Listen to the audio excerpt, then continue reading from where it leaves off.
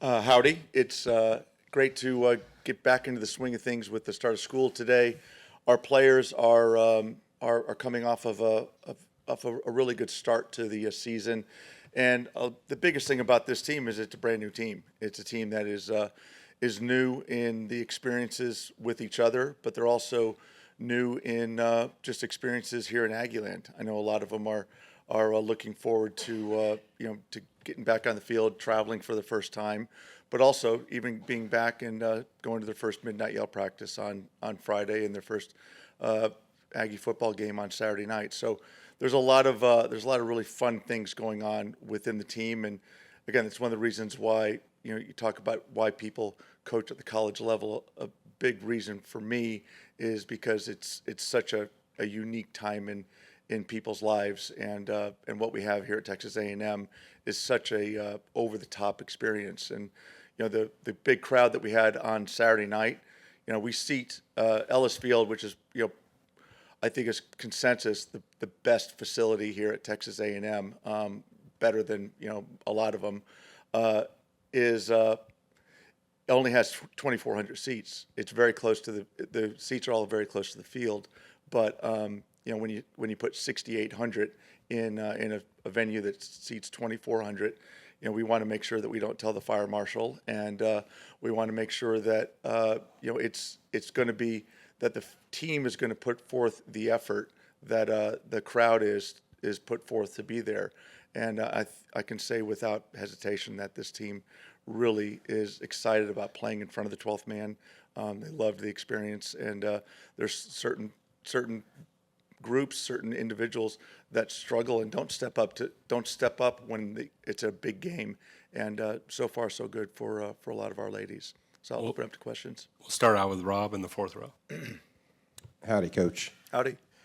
So there's a noticeable difference in how you're playing defense as far as playing, really tight all over the field. Is that something that Coach Strader brought? And what do you think? You guys, Arkansas basketball was 40 minutes of hell back in the day, and that's kind of what your soccer team's become. Well, I take that with a huge compliment. Nolan Richardson is a personal hero of mine. He was a basketball coach at Tulsa when I was an undergraduate, and loved the way that they played. And I think that's a unique way of going about it. But you've got to be super fit first off. So the first part of the two-part praise on that goes to our new strength and conditioning coach, and that's Gerald Pena, who the girls refer to as G Money. And he basically, we challenged him to put us in a position where we could run people into the ground. And in the last couple of years, we haven't been able to do that. And so that has given us that extra energy, that extra boost, the legs that we have to be able to go further, harder is the base that we've been able to build off of. And then Tim Strader coming in as our new assistant coach. Tim's been fantastic on a lot of levels, on a chemistry level within the coaching staff, on a helping with the chemistry of the team. But he is refer to him as a maniacal defensive coach. He is an absolute maniac when it comes to the details that it goes into individual one-on-one defending, group defending, large group defending, team defending, shape, everything else, and the way that we want to close people down. And so far, so good. We're not giving up hardly any good chances throughout the match, and that defense has allowed us, similar to Coach Richardson's 40 minutes of hell, it's allowed us a lot of fast break opportunities and a lot of being able to get the ball and go in a numbers up situation in counterattacks. We'll go to Alex in row two. Just a couple of questions. First, Trinity's had 3 goals the last 3 games. Just how critical is it with all these new pieces that you've had on this team for someone like her to start stepping up and providing? Well, Trinity Buchanan is a really special person. Comes from a great family. Dad's a firefighter there in Las Vegas. They've got, it's just, you can tell that she's been loved her whole life, and the comfort that she has to step into a new experience is a lot based on that and her faith. And I think that you see her, she's just got special qualities, the confidence to take people on. The goal that she scored to win the game, last week, getting on the end of a ball that Hattie Patterson, another transfer, put in, and being able to contort her body to go around somebody who was pushing her to the ground outside of the foot on almost a zero angle shot to win the game for us in the waning moments is pretty typical of what she's like all the time. She's ready to go all the time, and she's been a great teammate. She's already one of our leaders on the team, and that's a big part of what our team has become. Is these players have come in from all different places, an opportunity to level up. So obviously, none of them played in any kind of an atmosphere like we had with such an overflow crowd. Probably more than all of them have played in front of cumulatively over their couple seasons. So Trin is one of those people that takes that and just loves it and really kind of embraces it. She plays without fear, and hopefully the fear is in her opponents. And just what's kind of the scouting report on Denver and Lafayette this week? Well, so Denver's undefeated.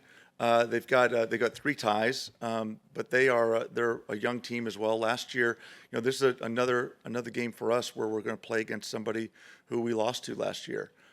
We've already kind of turned the game. We lost to Baylor last year, took care of that this year. We lost 6-0 to UConn last year to turn around and win 2-1 here the other night was outstanding. Now, Denver was one that we lost 3-2 here last year. So obviously we have a lot of respect for them because we know what they can do. They're really well coached, but they are a team that has been very stingy in the way they defend. They've got a goalkeeper out of New Zealand. They've got some quality real quality that they've brought back from last year, but they've also Julian Sitch, who's was a great player. Played, as a matter of fact, was a teammate of Alyssa Mott's in Chicago in the NWSL. But she also, ironically, won a national championship with a Division III men's program. So one of the only women to be a head coach of a men's program and win the national championship. So that's the kind of leadership that they have, and they're one that playing up there at their place. It'll be a doubleheader with their men's team. I think their men are ranked number 4 in the country. So we expect to have a pretty tough battle in front of us. We'll go to Travis, front row. When you have a player like Trinity that's kind of on a little bit of a heater, what can you do physically or mentally just to kind of try to coax that out as much as you can? Well, I could probably call the baseball guys and find out about superstition and what's the best thing to do. You got someone who's on a no-hitter, no one talks to the person. We're all talking to Trin. I mean, it's really, for us, this is normal for us, is that she's someone who can step up and do things like this. So we'll carry on. We'll do our best to keep her healthy and make sure that her first day of school went well. And but really, we don't have to change anything. I don't think that she's definitely not one of those kids that you've got to treat with kid gloves. She embraces challenges all the time. Cease? Yeah, I just wondered your early synopsis, the SEC. I see Texas lost a couple, Tennessee got a big win, and I know it's a long way off, but I'm sure you're paying attention. So what's your synopsis of the SEC right now? Well, right now, as far as teams in we'll say the Big 7 soccer conferences, obviously the Power 4 plus the next 3, the Big 12 has got a 760 winning percentage. We have a 759 winning percentage in the SEC. Up until last night, we had gone undefeated for the whole week. And then there were some crazy results last night. LSU lost with 11 seconds left on the clock at UCF. Texas went down to Houston and got it handed to them 4-1. And then Vanderbilt lost at Memphis. But those were kind of blips on the screen. All of those teams that they played were good teams, and so I think those teams are only strengthening to get that much better for it. So, Texas, they lost a lot of players. They have one of the more celebrated freshman classes, so I'm sure that they're just kind of learning what they need to do. So, I don't know if there were many Aggies that were crying for them, but it's you got to take your hat off to Ben Williams and the group down at Houston. They did a wonderful job, and Angel will have the Longhorns in shape pretty soon.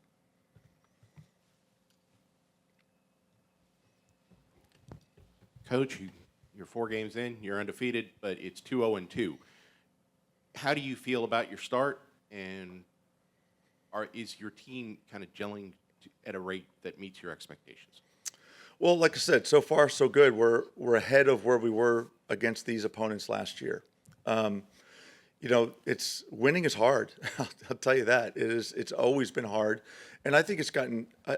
Talking to a lot of coaches around the country this weekend, I think it's gotten harder. I mean, technology has made evaluating and breaking down opponents and what they do that much better. Younger coaches are even more adept at it, and it's a deal where for us, we had earlier in the week we had 11 out of 11 new starters, but on Saturday we only had to use 10 out of 11 new starters. So it's just one of those things that the more they play together, the more they do things like they did on Saturday, and the more they do things like they did on Wednesday, where we're hunting games late in the game, our fitness is showing, and it shows them what they can do. And it makes it to where in any kind of situation, they know that they are good enough to step up to the challenge. Now, this is a big step going on the road to play at altitude against Denver, but it'll also be really tough when we go and play a top 10 team next week and another top 10 team the week after that. So the way I put the schedule together was something that we would be able to use as basically just to progress one step at a time to try to get ourselves to where when SEC time comes, we were going to be more ready for playing the best of the best. Actually, Jog, the second question that I was going to ask is, how do you train for a match at altitude like this, where you're quick in, quick out, you're not going to go back to Mile High? So how do you train for it? Well, number one, we don't play a second game there. That's an important part because it's the second game that you get bonked. And we learned when we were in the Big 12 that going into Colorado, there's all kinds of different ways people look at it. But what we found is come in late, leave early, and that way your body can get started in its recovery. We're also working a lot on hydration, extra hydration.